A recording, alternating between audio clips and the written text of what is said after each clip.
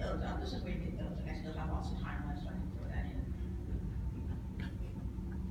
Right, printing these little guys, off contact's critical. We want very low off contact. Reason for that is have too much off contact, the ink's just not going to perform, and you're going to have inconsistent positive results. And that's why those tensions are so important. So very low off contact, maybe a fourth of an inch is going to be about the max you want to go. Also, faster print speeds. The faster you print, the more ink you're going to lay down, and the more consistent your deposit's going to be, and the less problems you're going to have with sort of that framing around your image. You want to maintain a decent amount of your screen. It's definitely not a process to where you want to try and get out that last little bit before you finish up, so you don't have to scrape so much out. If you keep a decent amount of ink from your screen, you're going to yield better results. You're going to have a better deposit. It's going to be more consistent. And also, one thing I try to tell people, the image will impact how much deposit you have. We've done some testing with customers where they have these different images designed on the screen, and some of it like this big block, more like a little spacer would be with little buttons out, and some of it these little lines and little circles. And so they'll get these parents like, oh, well, see, these little lines and these little circles are way bigger than this big area right here. And it's like, yeah, that's going to happen. Because it is a small area, so now your emulsion thickness and your screen thickness and all that's going to come into play and have a more impact on that deposit than when you're putting more open areas. That's just kind of something to keep in mind. All right, functional layer. So pretty much electronic circuitry serves one purpose, and that's to provide a regulated pathway for current electricity to complete a function. That's all this little guy really does. Doesn't seem to advance, just pumps a little, stuff it on its way. UV curable conductors, they've come a long, long way in the last 10 years, but there's still a couple consistents. One, they require a 2-lamp system, pretty much a minimum of 300 watts per inch.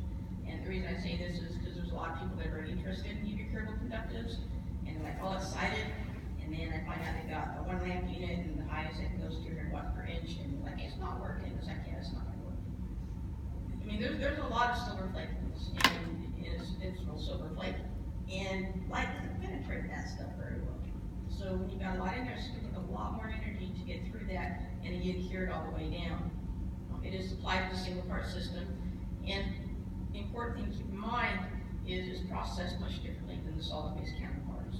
And one thing we do say is even though it's stable at ambient temperatures, if you're going to be storing it for longer periods of time, definitely just put it in the refrigerator. It doesn't have to be frozen, just get more like refrigeration type levels. So, resistivity conductivity values of a UV curable conductive system is definitely affected just like a solid-based system by ink deposit, but not the same way that most people would think. It's also affected by cure. Undercure will definitely decrease conductivity. And one of the things we do when we're evaluating UV curable conductors versus the solid-based counterparts is rather than expressing it in ohms per square per mil, which is sort of like the standard right now, is we just look at it in terms of ohms per square. The reason for that is because you're going to lose a lot of volume when you print solid-based ink just due to evaporation. So to try and print 1 mil of a solid-based system in one pass is going to be pretty difficult. And really what the bottom line is pretty much what is your value from point A to point B when you're testing? It's got to be within a range. And so while you can adjust that by your ink film thickness, the idea is that let's just make it simple. I'm very big on the simpler, the easier we can make it, the less chance we have of problems, and the better off it is for everybody. Pretty much with the UV curable system, optimum performance is usually achieved between 8 to 12 microns. So you don't want to put a lot of it down. Increased film thickness typically is going to result in an increase in resistance, not conductivity, because the more you put down in the pass, the harder it is it's going to be cured. The harder it is to cure, the less cure you have, the more resistance you're going to have in this impact. One of the big things is we did some comparative testing with the solid-based inks and the UV inks. When we did this, we did it through the exact same mesh counts. And the reason for that is most solid-based inks are printed through pretty coarse mesh counts. The UV curable conductors, we don't really want them through really coarse mesh counts, because again, you want to control that deposit. So we did it through the exact same mesh counts, processed them, and pretty much what we got, what you see there is with the solid-based system in terms of just ohms per square, we're looking at about 0.095 with the UV looking at 0.065.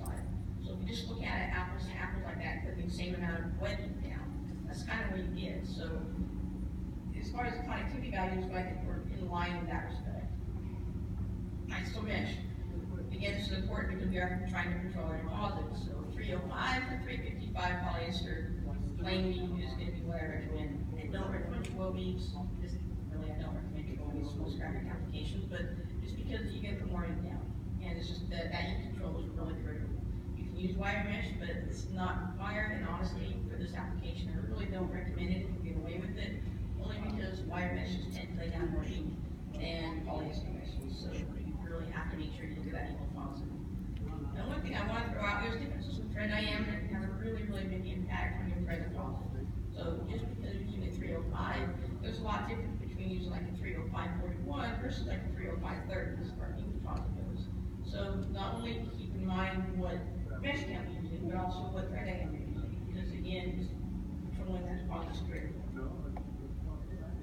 All right, curing. This is kind of falls into the whole conductivity range. So pretty much most of the research was done on medium pressure mercury lamps. Iron doped lamps do tend to give you better results because you have a higher output across that spectrum. We've done a little bit of playing with LED systems, and that's not working out so hot right now. But maybe down the road we'll get it figured out.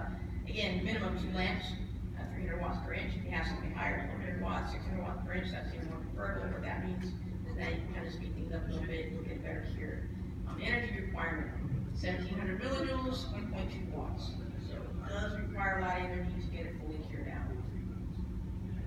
So really, what does all this mean to you and how does it affect your bottom line? That's really the big thing. It's like, all right, that's cool, but so what does it mean to me and what's it going to do to help me be more successful? So really what we're doing is by utilizing advances in UV technology, we will produce printed assembled parts, products more effectively, thereby becoming more profitable. It's all about manpower and man hours and how fast we get something through and how much we have to handle something. So if you reduce how much we handle it, we can reduce how much material we're putting into it, we can get it to the system quicker, then we can be more profitable. And again, the fewer people that are working on it, the fewer stages it has to go through, the fewer chances there are for mistakes, for errors, things like that.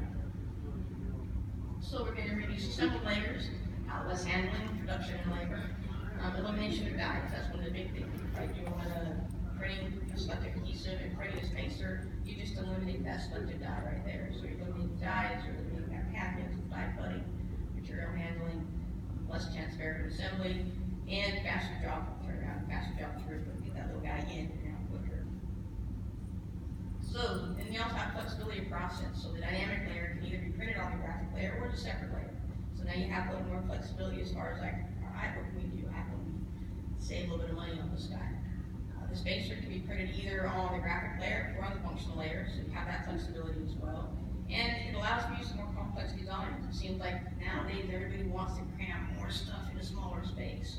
And so by using this and not having to worry about the die cutting, the weeding, and the hand assembly, you can do more complex designs and be a little more competitive that way.